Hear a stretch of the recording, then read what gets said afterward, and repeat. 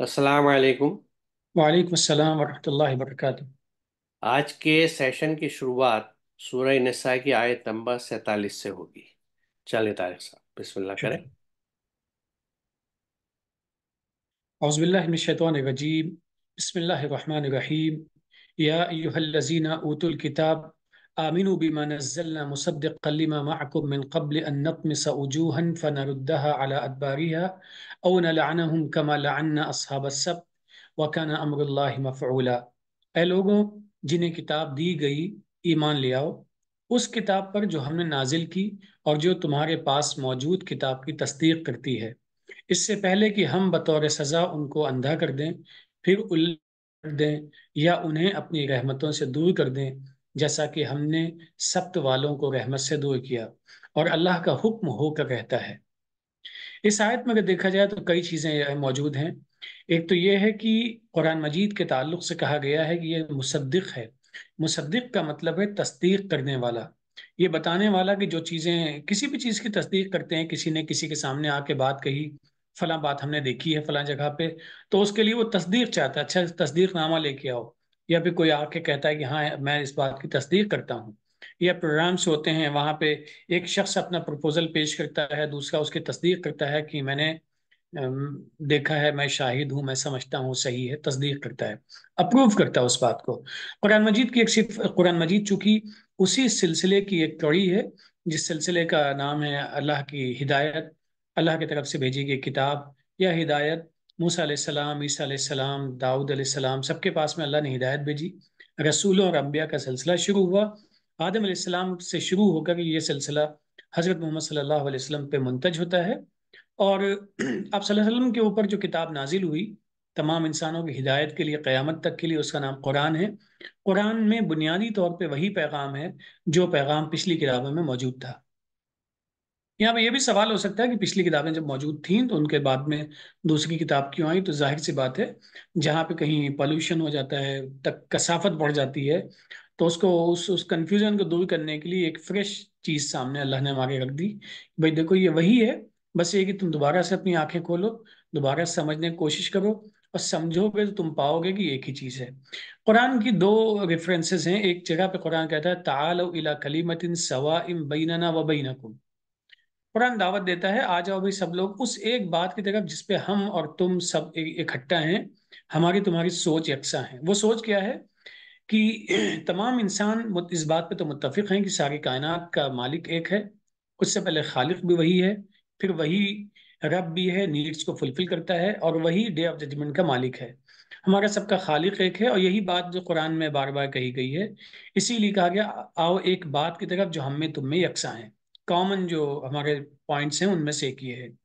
پھر اسی طریقے سے قرآن کے سلسلے میں ایک چیز اور بھی کہی گئی ہے، اس کا ایک صفاتی نام ہے مہیمن، یعنی یہ جو ورژن ہے یہ اب ڈومینیٹ کرے گا، اس کے پہلے جتنے ورژن ہیں اس میں جو باتیں محفوظ رہ گئی ہیں بہت خوب، لیکن اگر محفوظ نہیں رہ گئی ہیں، اس سے متضاد ہیں، اس کے اپوزٹ ہیں، تو ان باتوں کو طے کر دیا جائے گا، کسی کی وجہ سے زیادتی اس میں ہوئی ہے یا انٹرپریٹیشن غلط ہوا ہے، قرآن کا جو پیغام ہے اس کو ایکسیپٹ کر لینا چاہیے۔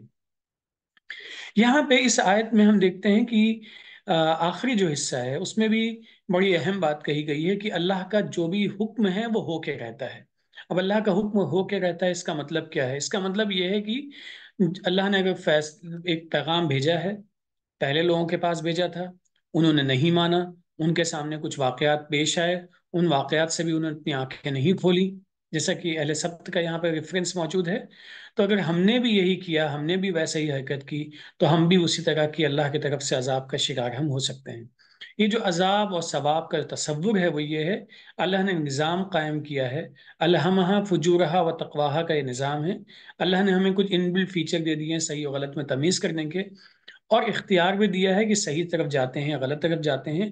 تو اب ظاہر سی بات ہے، جب سارے اختیارات موجود ہیں تو نظام قدرت کے تحت ہم اگر صحیح طرف جائیں گے تو صحیح نتائج نکلیں گے، اور غلط طرف جائیں گے تو غلط نتائج نکلیں گے، کیونکہ اللہ کا جو فیصلہ ہے وہ ہو کے ہی رہتا ہے۔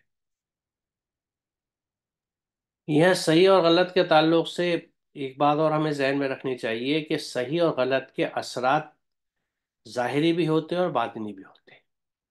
یعنی جو اچھا یا برا کام میں کرتا ہوں اس کے اثرات میرے ارد گرد میرے متعلقین پہ بھی پڑتے ہیں، لیکن ساتھ ہی جو بڑی اہم بات ہے وہ میرے نفس پہ پڑتے ہیں۔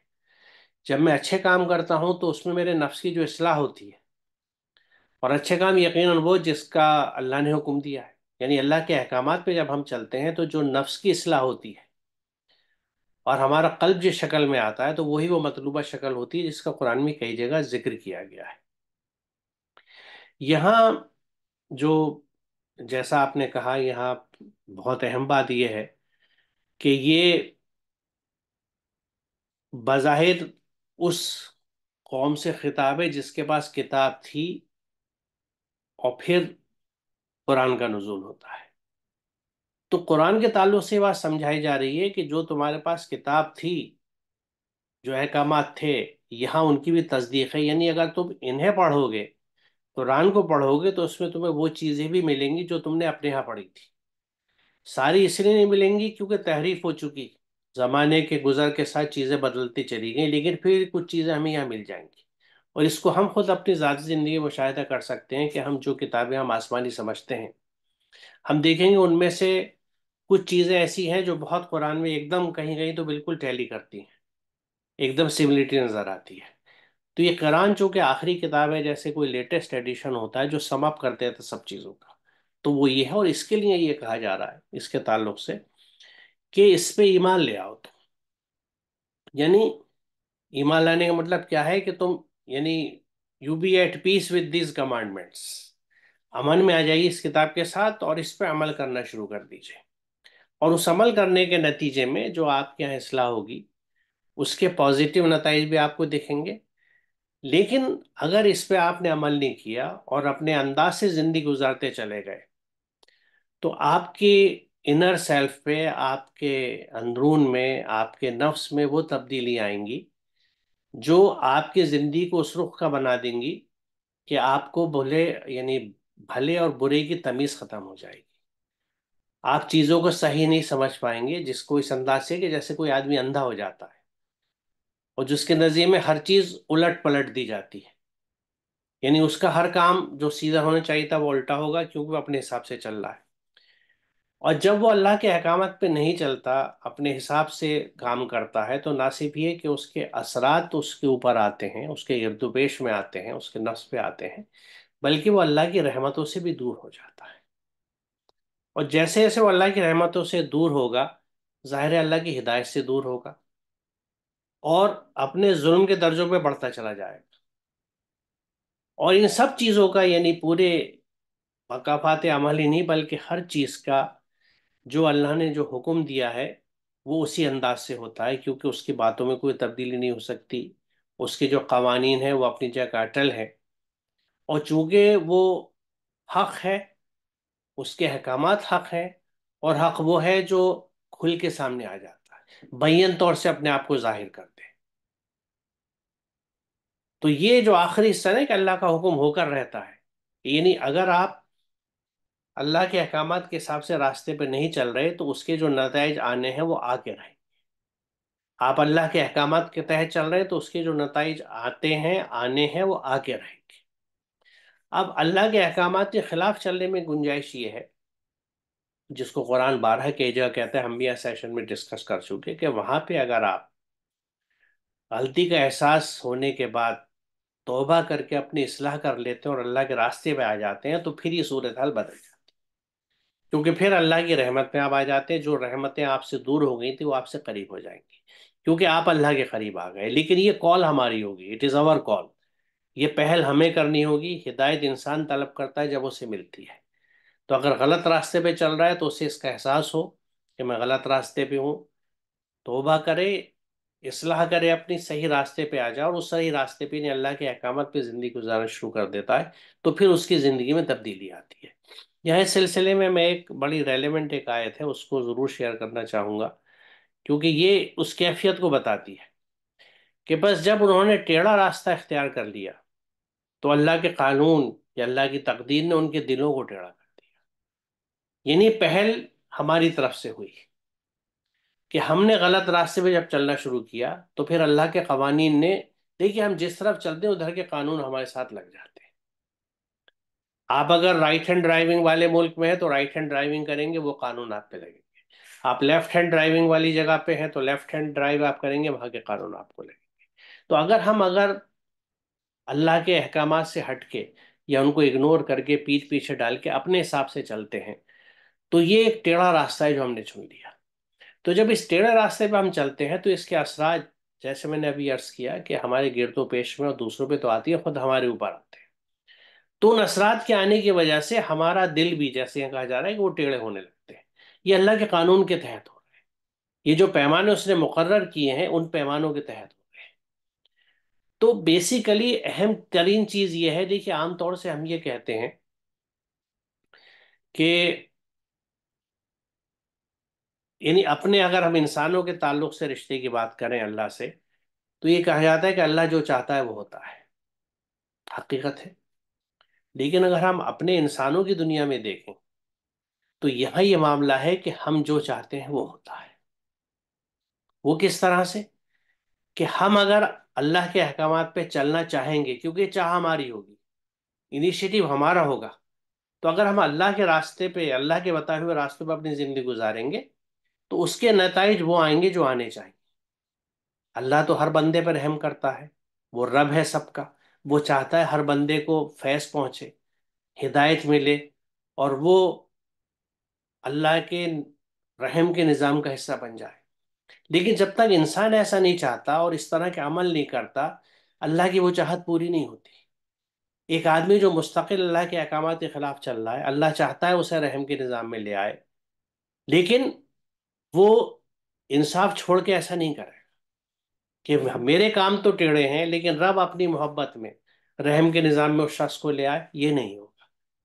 یعنی اگر وہ شخص اپنی خیر چاہتا ہے تو اسے خیر کے، اللہ کی ہدایت کے راستے پہ چلنا ہو. جب وہ چلے گا تو اسے مل جائے گا. تو اب یہاں پہ فیصلہ کس کے ہاتھ میں ہوا؟ انسان کے ہاتھ میں ہوا. یہی چاہت اسے دی گئی. یہ جو ہمیں چوائس دی گئی ہے، یہ جو قدرت دی گئی ہے ہمیں، کہ ہم یا تو وحی کے راستے پہ چلیں یا ہوا کے راستے پہ، اپنی خواہشوں پہ چلیں. یہاں اس چیز کو سمجھنے کی ضرورت ہے کہ اٹ از آور کال. یہ ہمارا قدم ہوگا. اگر ہم صحیح راستے پہ قدم اٹھائیں گے تو اللہ کی رحمتیں اور مدد ہمارے ساتھ رہے گی. اللہ تو چاہتا ہے ہر ایک کے ساتھ رہے، لیکن اگر میں نے ادھر قدم نہیں بڑھایا تو وہ اللہ کی رحمت مجھ تک نہیں آئے گی. گویا میں نے چاہا تو اللہ نے چاہا. میں غلط راستے میں چلوں گا تو اللہ کے قانون وہ نتائج مجھے دے گا. اللہ بہت محبت کرتا ہے بندوں سے، رحم کرنے والا ہے، لیکن اگر میرے راستے غلط ہیں تو اس کے جو نتائج مجھے آ رہے ہیں وہ اللہ نہیں روکے گا جب تک کہ میں اپنی روش ٹھیک نہیں کروں. تو یہاں بھی ڈیسیزو فیکٹر کون ہوا؟ میں ہوا. تو یہ نقطہ سمجھنا بہت ضروری ہے کہ اللہ کے قوانین ہیں، ان میں تبدیلی نہیں ہوتی. قرآن نے بارہا یہ بات کہی ہے، اور اس کو ہم چاروں طرف نیچر میں دیکھتے ہیں کہ نیچرل کنڈیشنز میں اس کائنات کی ہر چیز قوانین سے چل رہی ہے.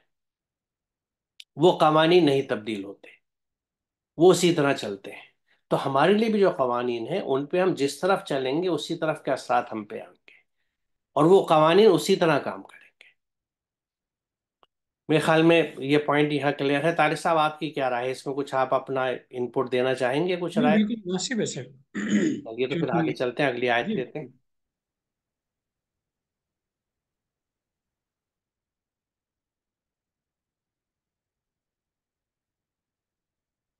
ان اللہ لا یغفر ان یشرک به ویغفر ما دون ذلك لمن یشاء ومن یشرک باللہ فقد افترى اثما عظیما. بے شک اللہ شرک کے برے اثرات سے نہیں بچائے گا، اور اس شرک کے علاوہ غلطیوں کے برے اثر سے جو چاہے گا اسے بچا لے گا. اور جس نے اللہ کے ساتھ کسی کو ساجی بنایا تو اس نے ایک بڑے گناہ کی بات گڑھ لی. قرآن مجید میں بار بار جس چیز کا ذکر ہے وہ ہے ایک مالک کے وجود کو قبول کرنا. یعنی اس پوری کائنات کا ایک سپریم پاور ہے، اور یہ کوئی ایسا مسئلہ نہیں جس کو ہم انسانوں نے قبول نہ بھی کیا ہو. مختلف زبانوں میں مختلف الفاظ، مختلف طریقے ہیں اس بات کو ظاہر کرنے اور اس کا اظہار کرنے کے لیے. کہیں کوئی کسی نام سے کہتا ہے، کہیں کوئی کسی نام سے، لیکن ایٹ دا اینڈ ہم سب ایک سپریم پاور کو ایکسیپٹ کرتے ہیں کہ ہاں کوئی بڑی طاقت ہے جو اس کائنات کی مالک ہے، خالق ہے، رچیتا ہے، اس کو چلانے والی ہے. یہاں پہ یہی تصور پیش کیا جائے. قرآن مجید میں ایک بات اور بھی بار بار کہی گئی ہے کہ اللہ کے ساتھ کسی کو شریک نہیں کرنا ہے، یعنی جو سپریم پاور ہے اس کی سپریمیسی کو ایکسیپٹ کرنا ہے اور نیک اعمال کرنے ہیں، ایمان، عمل صالح کا جو ایک پورا مجموعہ تصور پیش کیا جاتا ہے۔ یہاں پہ اس میں ایک بات کہی گئی ہے کہ اگر اللہ کے ساتھ شرک کرتے ہیں تو وہ ناقابل معافی چیز ہے، اور اس کے علاوہ غلطیوں سے کوئی غلطی چیز ہو جاتی، غلط کام ہو جاتا ہے، اور پھر اس کی تلافی کے لیے کوشش کرتے ہیں، جیسے کہ قرآن میں توبہ و اصلاح کا تصور پیش کیا گیا ہے کہ غلطی ہو گئی، احساس ہو گیا، ندامت ہو گئی، اور اس غلطی پہ ضد نہیں کی بلکہ توبہ کر لی فوراً، اور اس کے جو ریکٹیفائی کرنے کے جو بھی طریقے ہو سکتے ہیں امیڈیٹ، وہ ان کو اپنا لیا ہم نے، اور دوبارہ سے ہم نے اس غلطی کو دہرایا نہیں، اس پہ ضد نہیں کی، تو اللہ تعالیٰ توبہ قبول کرنے والا ہے، رحم کرنے والا ہے۔ جہاں بھی توبہ اصلاح کی بات آتی ہے وہاں ہم کئی جگہ دیکھتے ہیں تواب اور رحیم، ان دو الفاظ کا بھی استعمال ساتھ ہی ساتھ ہمیں ملتا ہے۔ یہاں پہ جو چیز کہی گئی ہے کہ اللہ تعالیٰ شرک کو معاف نہیں کرتا ہے، اور جس نے بھی اللہ کے ساتھ میں شرک کیا یقینی طور پر اس نے بہت بڑا گناہ کام کیا ہے۔ بھائی ظاہر سی بات ہے، اس پوری کائنات کو بنانے والی ذات ایک ہے، تو اس کے ساتھ ہم دوسرا کیسے شریک کر سکتے ہیں؟ ہماری ضرورتوں کو پورا کرنے والی ذات ایک ہے، تو اس کے ساتھ ہم کسی اور کے آگے دل سے یا ظاہری طور پہ سجدہ ریز ہم کیسے ہو سکتے ہیں؟ اگر ایسا کرتے ہیں تو ہمارے لیے غور طلب مسئلہ ہے کہ کیا واقعی سپری پاور کی سپری بیسی ہم نے ایکسیپٹ کیا ہے یا نہیں کیا ہے۔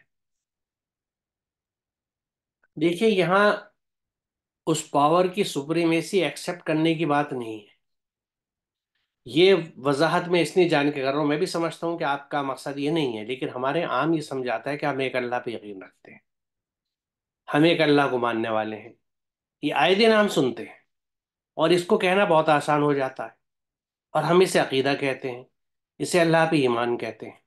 لیکن یہاں سوال یہ نہیں ہے کہ میں ایک اللہ کو مانتا ہوں، یا یہ میں کہتا ہوں کہ نہیں، اس کائنات کا جو رچائیتا ہے، جس نے کائنات بنائی ہے، جو کریٹر ہے، اس کے اور بھی چیزیں، فورسز اس کے ساتھ تھی، وہ اتنی اہم نہیں ہے۔ اہم یہ ہے کہ کیا میں جس اللہ کو مانتا ہوں اس کے احکامات کو بھی مانتا ہوں یا نہیں مانتا۔ یہاں ہیئر لائز دا کیچ، یعنی کہتے ہیں نا، یہاں پانی مرتا ہے۔ ہم زبان سے بڑی مضبوطی سے اور بڑے جوش و خروش کے ساتھ بھی مانتے ہیں کہ ایک اللہ کے ماننے والے ہیں، اس اللہ پہ ڈاکٹر یہاں جانتے پہ ہیں۔ ایک چیز ہے جیسے وہ کہتے ہیں کہ اللہ کو ماننا اور اللہ کی ماننا۔ بے شک، جی ہاں، بالکل بالکل، آپ صحیح فرما رہے ہیں۔ تو میں اسی پوائنٹ کو ایمفیسائز کرنا چاہتا ہوں کہ یہ زبانی اقرار بہت آسان ہے۔ اب جو آدمی بڑی شد و مت سے مکان کی چھت پہ کھڑے ہو کے چیخ رہا ہے کہ میں ایک اللہ کو ماننے والا ہوں، کیا وہ اللہ کے احکامات پہ بھی عمل کرتا ہے؟ اکثریت کا حال یہ ہے، ایسے چیخنے والوں کی اور خاموش رہنے والوں کو سب کو بھی ملا ہے، تو اکثریت کا حال یہ ہے کہ انہیں اللہ کے احکامات ہی نہیں پتہ، کیونکہ قرآن سمجھ کے ہی نہیں پڑھا۔ ایک اللہ کو ماننے کا مطلب یہ اسی ایک اللہ کے حکم کو ماننا، زندگی کے ہر شعبے میں ماننا۔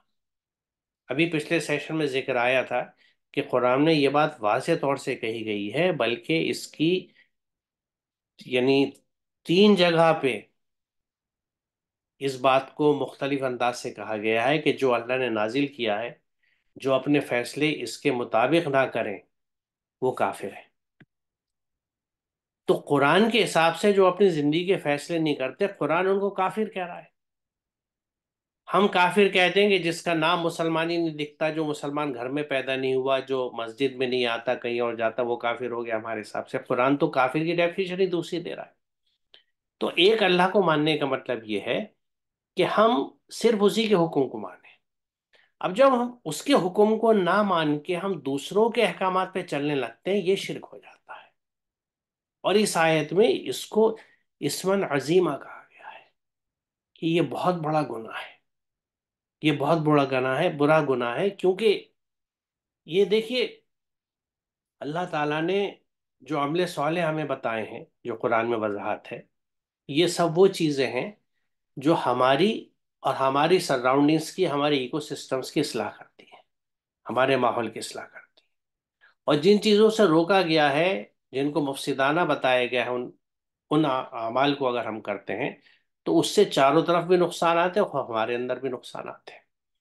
تو جب ہم اللہ کے احکام سے ہٹ کے زندگی کے کسی بھی حصے میں کسی دوسرے کے حکم میں چلے جاتے ہیں، تو وہاں اس کے جو برے اثرات ہیں، کیونکہ ہر کام کا اثر ہے، یہ قرآن میں سمجھاتا ہے، ہم بھی جانتے ہیں۔ ہم اپنے چائے کی پیالی میں نمک ڈالیں گے تو اس کا اثر ہوگا، شکر ڈالیں گے اس کا اثر ہوگا، دھنیا مرچ ڈال دیں گے اس کا اثر ہوگا، جو چیز آپ کریں گے اس کا اثر ہے، ہر عمل کا ایک ایفیکٹ ہے۔ تو ہمارے برے اعمال کے جو اثرات آئیں گے وہ ڈیمیج ہماری شخصیت کو، ہمارے نفس کو کریں گے، ہمارے انر سیلف کو کریں گے، اور اس کا نقصان بھی پھر ہم بھگتیں گے۔ تو اللہ تعالیٰ جہاں اپنی، یعنی جو کہتا ہے نا کہ اس کے حکم میں کوئی شریک نہیں، وہ اپنے احکامات کی وحدت اس لیے چاہتا ہے کہ ہمارا اس میں بھلا ہے، کیونکہ اسی کے احکامات کے تحت زندگی گزار کے ہم اپنے قلب کو قلب سلیم بنا سکتے ہیں، ہم اپنے آپ کو اس سانچے میں ڈھال سکتے ہیں جو جنت میں ایکسیپٹیبل ہوگا۔ یہ پورا ایک سانچہ بنانے کا کام ہے۔ اللہ کے احکامات کے تحت چلتے ہیں تو ہمارا نفس وہ شیپ اختیار کر لیتا ہے جو جنت پہ ایکسیپٹیبل ہے۔ یعنی کہیں پہ آپ دیکھیے کسی دیوار میں اگر گول سوراخ ہم کریں اور اس میں لکڑی کی گٹی لگانی ہے، تو لکڑی کی گٹی اگر ہماری چوکور ہوگی تو وہ سوراخ میں فٹ نہیں ہوگی۔ گول سوراخ کے لیے ایک گول پیگ، راؤنڈ پیگ ہمیں چاہیے ہوگا، گول گٹی چاہیے ہوگی جو اس میں فٹ ہو۔ یہی معاملہ یوں سمجھ لیجئے، بالکل میں اگر یعنی ایک عجیب سی ایک مثال شاید ٹیچر ہونے کے تحت دیتا ہوں، کہ اگر جنت کا دروازہ گول ہے تو ہمیں اپنے سانچے کو گول کرنا پڑے گا تاکہ اس میں فٹ ہو جائے آپ سے۔ یا جس طرح انزائم میں ہم دیکھتے ہیں کہ جو سبسٹریٹ ہے اس کی کمپیٹیبلٹی اس کے سائٹ کے ساتھ کیسی ہوتی ہے، جس کو ہم لاک اینڈ کی ارینجمنٹ کہتے ہیں۔